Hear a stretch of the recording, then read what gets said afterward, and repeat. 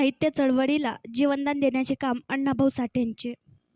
तळागाळातील सामान्य माणसाला स्वाभिमानाने जगता यावे म्हणून आपल्या आयुष्यात ज्यांनी साहित्याच्या माध्यमातून जनजागृती केली त्या अण्णाभाऊ साठेंमुळेच सामाजिक समतेचा पाया समाजात दृढ झाल्याने प्रतिपादन बार्टीच्या शेगाव तालुका ममता दूत शुभांगी सटकटे यांनी शेगाव येथे एका कार्यक्रमात बोलताना केले.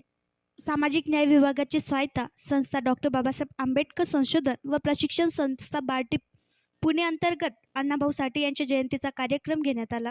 शेगाव येथील मागासवर्गीय मुलींचे शासकीय वसतिगृहात लोकशाहीर अण्णाभाऊ साठे जयंतीनिमित्त त्यांना अभिवादन करण्यात आले. यावेळी वसतिगृहाच्या परिसरात वृक्षारोपण करण्यात आले. बार्टीच्या शेगाव तालुका समता दूत कुमारी शुभांगी हरिभाऊ सरकटे व इतर मान्यवरांच्या हस्ते अण्णाभाऊ साठे यांच्या प्रतिमेस पुष्पहार अर्पण करून अभिवादन करण्यात आल्यानंतर वृक्षारोपण करण्यात आले.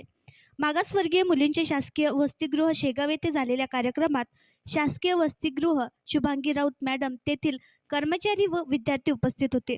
सदर कार्यक्रम बार्टीचे महासंचालक सुनील वारे, विभाग प्रमुख चव्हाण सर व बुलढाणा प्रकल्प अधिकारी महेंद्र शामदे सर यांच्या मार्गदर्शनाखाली घेण्यात आला.